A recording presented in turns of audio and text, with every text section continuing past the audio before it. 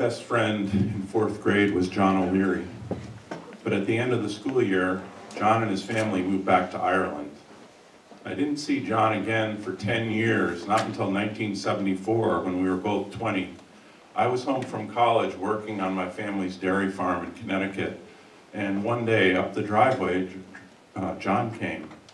He looked pretty much the same. I mean, we had grown a little bit from age 10, but he was totally recognizable, except now he had a thick Irish accent.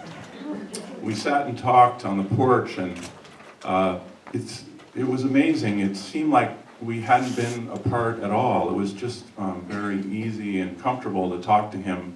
And he told me that he was studying English in Ireland in college, and he was paying his expenses by writing romance novels under an assumed name. He said he could knock one out in a week. We learned we were both total Bob Dylan freaks, and we chatted some more, and he said he was doing some farming in Ireland, raising sheep and draft horses. We also discovered that in a month's time we would both be traveling on the West Coast, and on this one particular day we would both be in San Francisco. So we made a plan that we would meet up where the cable cars start up the hill at noon on this particular day. And I was out there in California for my first time visiting, and on that day I had to decide whether I would go and wait by myself in hopes that John would arrive, not knowing if he was even in the city because it was long before cell phones. The other thing I could do was go with my friends and hitchhike to Stinson Beach. And so I went to the beach, and I didn't see John.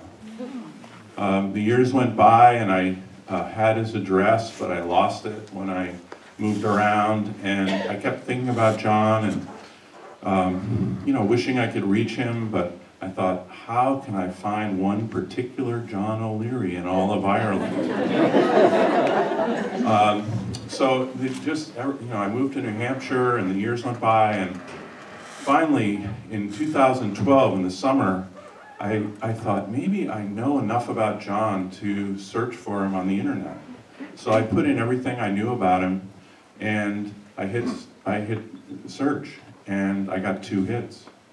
The first was a YouTube video of John reciting a poem that he had written in this amazing spot on the cliffs in the town where he lived.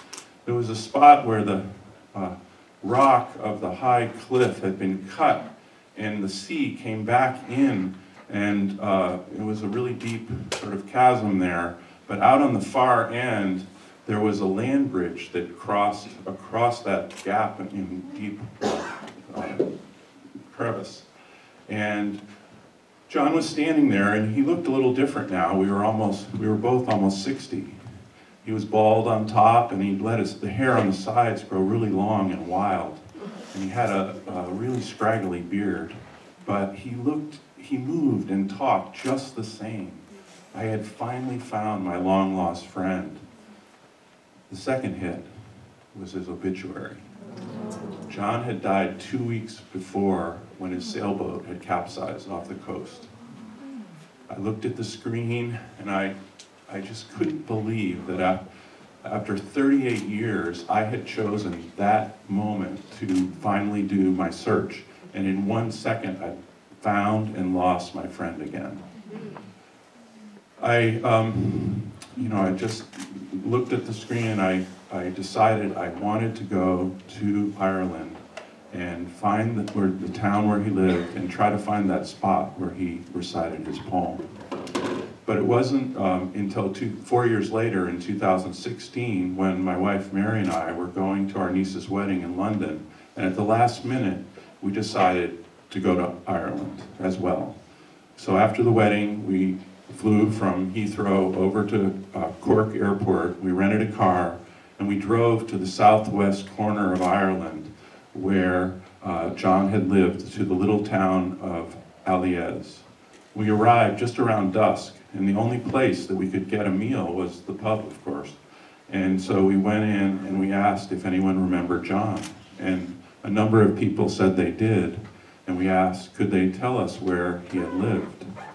So they gave us the directions, which were drive south out of town till you cross the stone bridge, and then his house is the first driveway on the left.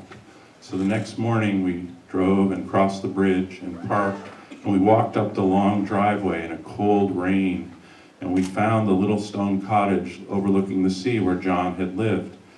And just as we arrived, dripping wet, two workmen drove up to the house.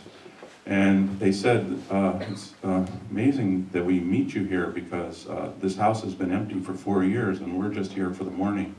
I explained that I'd come from the United States to try to find John's house because I had been a childhood friend. They said, oh, you must go and meet his best friend, Greg. And so they gave us directions, and it was drive north out of town until you see a house with a lot of windows. And then you turn right and go up on the mountain and you'll find Greg. Well, after a number of wrong turns, we found Greg up on the mountain. And he told us about John and how he had been an English professor and that he had also started a writing retreat nearby. He also taught in the United States for several years. And I asked him, could he help us find that spot where John had recited his poem in the video? And he said, drive west out of town until you see a day-glow orange stake on the side of the road, and you park at the black gate and you follow the path out to the cliff. And so we parked at the black gate and we walked out on the path through the green pasture till we got to the edge of the tall cliff, and we looked to the right, and there was the land bridge going across that deep crevasse. And we walked over it and around to the point where, standing in that point, exactly where John had stood, you could look down and see the sea boiling below, and when you looked straight out, you looked under the land bridge and you could see the open ocean and the horizon line in the sky above. And I stood there and I apologized to John for being so long in coming. And I thought about the poem that he had recited, which was about a wave that takes 3 days to cross from the US to Ireland. On the first day, there were still birds on my surface. A puffin made a double rainbow diving through the wall of me. On the second day, I was aggrandized, tall as a warrior. A storm petrel slept in my wind shadow.